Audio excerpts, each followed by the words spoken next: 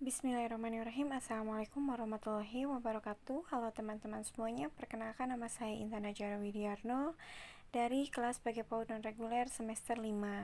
Di video saya kali ini, saya akan mempresentasikan hasil penelitian saya untuk memenuhi salah satu tugas mata kuliah, yaitu pendidikan inklusi, dengan judul penelitian yaitu penerapan pembelajaran matematika untuk anak berkebutuhan khusus gangguan penglihatan, studi kasusnya di SLB Aisyah Singaparna. Silahkan teman-teman untuk menyimak videonya.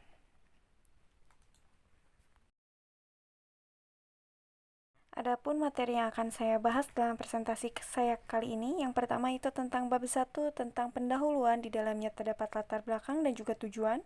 Yang kedua yaitu bab 2, yaitu tentang variabel, pengertian, ciri-ciri, dan juga definisi operasional. Dan bab 3-nya yaitu tentang metode, dan di dalamnya terdapat jenis penelitian, sumber data, teknik pengumpulan data, serta metode analisis data. Selanjutnya yaitu ada latar belakang masalah. Matematika merupakan salah satu mata pelajaran yang diajarkan di sekolah-sekolah dengan frekuensi jam pelajaran yang lebih banyak dibandingkan dengan mata pelajaran yang lainnya. Namun demikian, banyak menganggap bahwa pembelajaran matematika ini adalah pelajaran yang paling sulit, menakutkan, menjenuhkan, dan tidak menyenangkan. Nah, siswa tunanetra merupakan salah satu bagian dari anak berkebutuhan khusus dengan kelainan tunggal. Kehilangan penglihatan pada tunanetra dapat mengakibatkan hambatan khusus dalam mengakses pendidikan. Kenyataan bahwa matematika adalah mata pelajaran yang sulit dianggap lazim untuk anak yang normal tanpa suatu kekurangan. Sama halnya kiranya dengan anak-anak yang memiliki kekurangan-kekurangan tertentu atau yang sering kita sebut dengan anak yang berkebutuhan khusus atau disabilitas. Justru, mungkin anak yang berkebutuhan khusus akan lebih sulit memahami mata pelajaran yang satu ini jika dibandingkan dengan banyaknya anak yang kesulitan memahami mata pelajaran matematika ini, padahal mereka tidak memiliki kecacatan atau kekurangan baik mental ataupun fisik. Nah, setiap pendidik tentu mempunyai cara yang berbeda dalam mendidik ataupun mengajar peserta didiknya. Begitupun dalam mengajarkan pembelajaran matematika ini. Beberapa metode pembelajaran dilakukan dengan harapan materi dapat diterima dengan baik oleh peserta didiknya. Salah satu metode yang digunakan di SLB Aisyah Singaparna ini untuk mengajarkan pembelajaran matematika ini ialah metode drill, yakni metode pembelajaran yang menekankan pada banyaknya atau seringnya latihan mengerjakan soal atau memecahkan persoalan-persoalan matematika. Dengan metode ini, guru harus membiasakan anak didik mengerjakan atau latihan-latihan secara berulang-ulang hingga siswa memahami materi pembelajaran matematika. Adapun tujuan yang ingin dicapai dalam penelitian ini adalah meningkatkan kemampuan berhitung siswa dan menemukan faktor-faktor yang mendukung keberhasilan pembelajaran matematika dengan metode drill untuk mengetahui tentang keterampilan pembelajaran yang efektif untuk tunanetra, serta untuk mengetahui kendala dan harapan dalam pembelajaran matematikanya. Selanjutnya yaitu ada variabel. Nah, variabel penelitian ini merupakan suatu atribut, sifat, atau nilai dari orang, objek, atau kegiatan yang mempunyai variasi tertentu yang ditetapkan oleh peneliti untuk dipelajari dan juga ditarik kesimpulannya. Ini menurut Sugiono pada tahun 2007 pada statistik untuk penelitian Alfa Beta Bandung. Dalam penelitian ini menggunakan dua variabel, yaitu variabel bebas dan juga variabel terikat. Yang pertama yaitu variabel bebas atau independen, di mana ada pembelajaran matematika dengan menggunakan simbol X. Yang kedua yaitu variabel tergantung atau dependen, yaitu anak berkebutuhan khusus atau ABK gangguan penglihatan dengan simbol Y. Nah, variabel terikat. Variabel terikat ini merupakan apa yang sedang diukur dalam percobaan. Nah, ini adalah perubahan sebagai hasil dari perubahan pada variabel bebas. Nah, variabel terikat ini merespon variabel bebas. Nah, variabel penelitian ini disebut terikat karena tergantung pada variabel bebasnya. Dalam eksperimen ilmiah, kita tidak dapat memiliki variabel terikat tanpa variabel bebas. Nah, ini adapun definisi variabel terikat menurut para ahli, diantaranya menurut Sugiono pada tahun 2011, yaitu definisi variabel terikat ini merupakan variabel yang dipengaruhi atau yang menjadi akibat karena adanya variabel bebas. Menurut Tokcho, pengertian variabel terikat adalah variabel yang diukur dan diukur dalam percobaan ilmiah. Oleh karena itulah, variabel terikat adalah bergantung pada variabel independen. Nah, yang berikutnya ada ciri-ciri variabel terikat.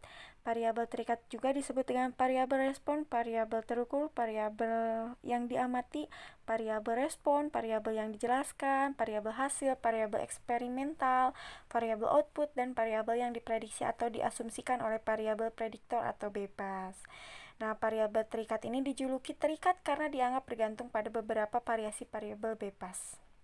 Selanjutnya, ada variabel independen atau variabel bebas. Variabel independen yang juga dikenal dengan variabel bebas ini hakikatnya menjadi variabel yang berdiri sendiri dan tidak diubah oleh variabel lain yang diukur oleh peneliti. Adapun definisi variabel bebas menurut para ahli, menurut Sugiono pada tahun 2009, ini variabel independen ini dikenal dengan variabel yang mempengaruhi atau menjadi penyebab terjadinya perubahan dan timbulnya variabel terikat. Nah, selanjutnya menurut Tokcho, variabel bebas ini dapat diartikan sebagai variabel yang diubah atau dikendalikan dalam suatu percobaan ilmiah. Seperti itu. Jadi selanjutnya ada menurut Business Dictionary, variabel bebas ini adalah suatu faktor atau fenomena yang menyebabkan atau mempengaruhi faktor atau fenomena terkait lainnya yang disebut dengan variabel dependen atau terikat. Selanjutnya ada definisi operasional. Definisi operasional ini merupakan suatu definisi yang diberikan kepada suatu variabel dengan cara memberikan arti atau menspesifikasi kegiatan ataupun memberikan suatu operasional yang diperlukan untuk mengukur konstruk atau variabel tersebut. Nah, kegunaan definisi operasional dalam penelitian ini untuk memberi batasan dan pengertian yang jelas tentang variabel sehingga tidak terjadi kesalahpahaman mengenai data yang akan dikumpulkan dan menghindari kesesatan alat pengumpulan data. Nah, adapun definisi operasional dari penelitian ini antara lain 1. Pembelajaran matematika. Pembelajaran matematika ini merupakan proses pemberian pengalaman belajar kepada siswa melalui serangkaian kegiatan yang terencana sehingga siswa memperoleh kompetensi tentang bahan matematika yang dipelajari menurut Sudiati pada tahun 2014. Yang kedua ada ABK atau anak berkebutuhan khusus gangguan penglihatan. Nah, anak yang mengalami gangguan daya penglihatan ini berupa kebutaan menyeluruh total atau sebagian. Yang terakhir yaitu ada metode. Nah, jenis penelitian yang digunakan dalam penelitian ini yaitu penelitian kualitatif. Nah, menurut Profesor Dr. Sugiono, metode penelitian kualitatif ini dinamakan sebagai metode baru karena popularitasnya belum lama. Dinamakan metode positivistik karena berdasarkan pada filsafat positivisme. Metode ini disebut juga sebagai metode artistik karena proses penelitian lebih bersifat seni atau kurang berpola dan disebut sebagai metode interpretif karena data hasil penelitian lebih berkenaan dengan interpretasi terhadap data yang ditentukan di lapangan. Nah, menurut Purwandari, penelitian kualitatif ini merupakan penelitian yang menghasilkan dan mengolah data yang sifatnya deskriptif seperti transkripsi wawancara, catatan lapangan, gambar, foto, rekaman video, dan lain-lain. Penelitian kualitatif ini bertujuan untuk mendapatkan pemahaman yang sifatnya umum terhadap kenyataan sosial dari perspektif partisipan. Selanjutnya ada sumber data. Dalam penelitian ini terdapat dari utama primer dan data utama primer dan data pendukung sekunder.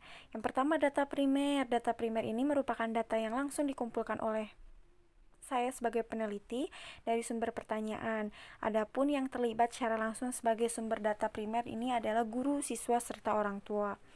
Yang kedua, data sekunder. Data sekunder ini merupakan data yang sudah tersusun dan sudah dijadikan dalam bentuk dokumen-dokumen. Adapun sumber data sekunder di sini adalah arsip-arsip dokumen. Selanjutnya ada teknik pengumpulan data. Guna mendapatkan data yang diperlukan, maka penulis ini menggunakan 4 teknik pengumpulan data sebagai berikut. Yang pertama, teknik wawancara. Teknik wawancara ini suatu percakapan tanya-jawab lisan antara 2 orang atau lebih yang berhadapan secara fisik dan diarahkan pada satu arah pembicaraan tertentu terkait permasalahan. Nah, dalam penelitian ini, penulis menggunakan metode wawancara bebas terpimpin. Rangkaian pertanyaan yang dipersiapkan penulis ajukan kepada guru, siswa, dan orang tua siswa.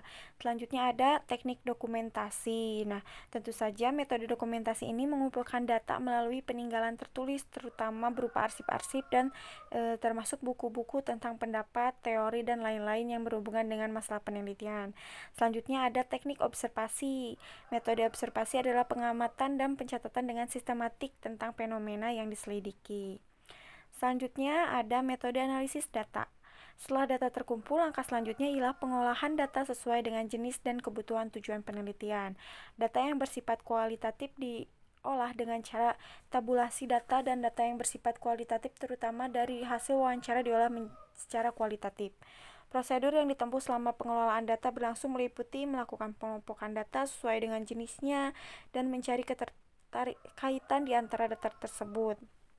Selanjutnya, sebagai kegiatan terakhir dalam penulisan proposal ini, penelitian ini adalah analisa data yang dilakukan setelah semua data terkumpul dan diolah. Analisa data ini dilakukan dengan menggunakan pendekatan kualitatif. Artinya bahwa data yang terkumpul tersebut kemudian digambarkan dengan kata-kata, dipisahkan menurut pola pikir induktif. Nah, dan juga dilihat dari fakta-fakta serta peristiwa khusus dan kemudian digeneralisasikan bersifat umum. Nah, selanjutnya analisis data dengan pendekatan kualitatif ini dilakukan sejak awal kegiatan sampai dengan akhir kegiatan. Nah, langkah-langkah analisis data yang dilakukan agar penyajian data lebih bermakna dan mudah dipahami ini meliputi pengumpulan data, reduksi data, display data, dan penarikan kesimpulan. 4 tahap kegiatan ini merupakan proses siklus dan interaktif. Mungkin itu yang bisa saya sampaikan pada presentasi saya kali ini. Mohon maaf jika banyak kekurangan dan juga kesalahan. Wassalamualaikum warahmatullahi wabarakatuh.